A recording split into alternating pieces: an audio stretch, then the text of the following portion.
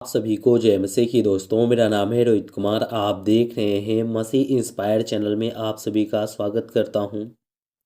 दोस्तों, आप सभी लोगों के बीच में लेके आ चुका हूं जीवन में सोते समय ये 3 गलतियां कभी भी मत करना।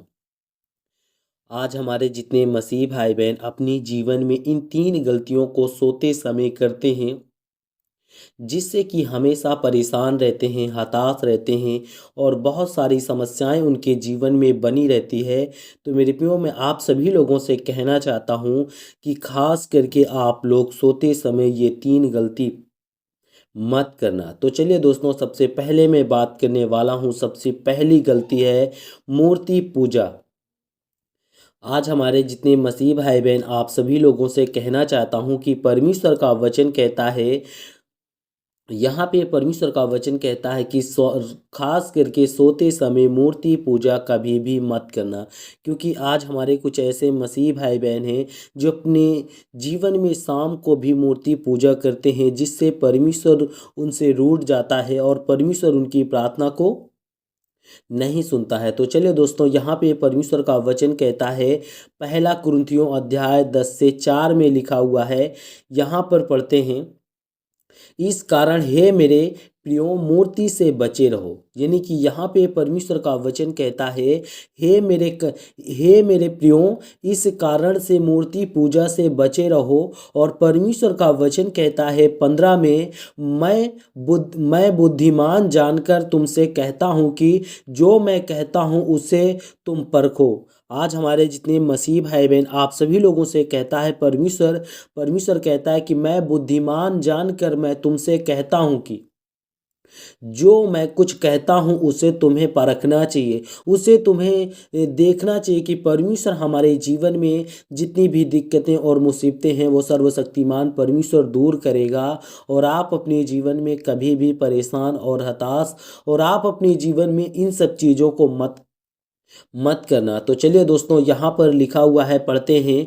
मत्ती की पुस्तक अध्याय 23 से 9 में लिखा हुआ है। यहाँ पे पढ़ते हैं, यहाँ पे, और पृथ्वी पर किसी को अपना पिता ना कहना, क्योंकि तुम्हारा एक ही पिता है जो स्वर्ग में है।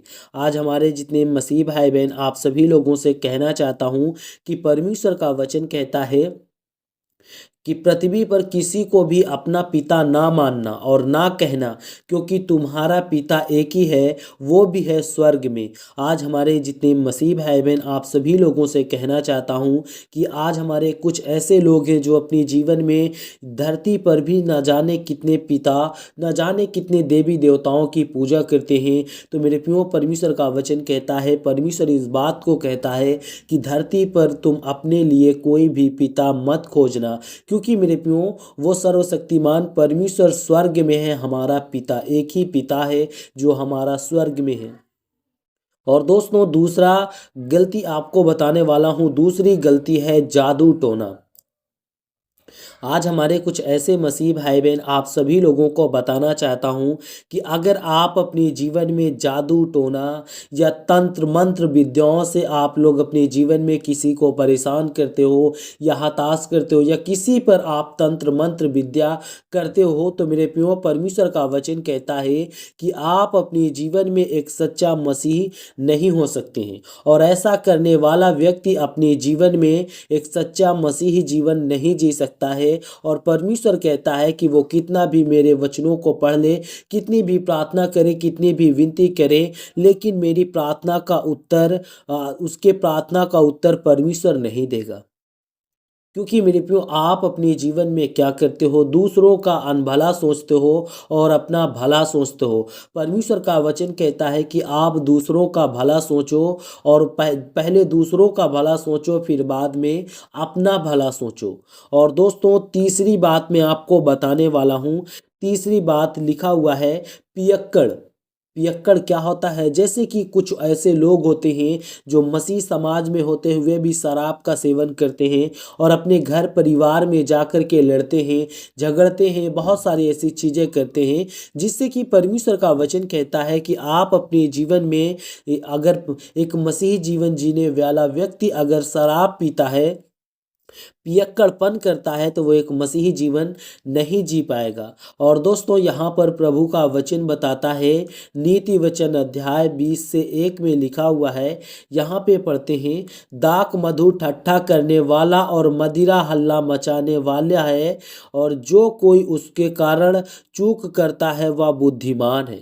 मेरे प्रियो, यहाँ पे परमेश्वर का वचन कहता है उन सभी मसीह भाई बहनों के लिए, परमेश्वर कहता है दाक मधु ठट्ठा करने वाला और मदिरा हल्ला मचाने वाला है, और जो कोई इसके कारण चूक जाता है, यानी कि इन सभी चीज़ों से, दाक मधु और मदिरा से अगर कोई इंसान चूक गया, उसको शराब नहीं मिला, तो मेरे प्रियो परमेश्वर का वचन कहता है उसकी बुद्धिमानी है, वो एक बुद्धिमान व्यक्ति कहलाया जाएगा।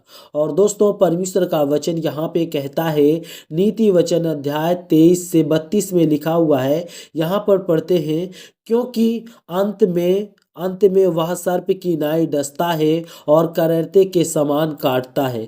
मेरे प्रियो, यहाँ पे परमेश्वर का वचन कहता है, क्योंकि अंत में सर्प की नाई शराब पीने वाला व्यक्ति एक इंसान को काटता है और करैते के समान वो काटता है, जिसका दर्द तो आप लोग देखोगे तो हैरान हो जाओगे दोस्तों। क्योंकि मेरे प्रियो, जो शराबी होता है, जो नशे की धुत में वो कुछ ऐसी बातें बोल देता है जिससे कि लोगों के दिल पे ठेस पहुंचती है। और मेरे जितने मसीह भाई बहन, आप सभी लोगों से कहना चाहता हूं कि आप सभी लोग अपने जीवन में इन वचनों को जरूर पढ़ें और अपने जीवन में इन 3 गलतियों को कभी भी मत करना। God bless you all of you. आमीन। नेक्स्ट वीडियो मिलता हूं।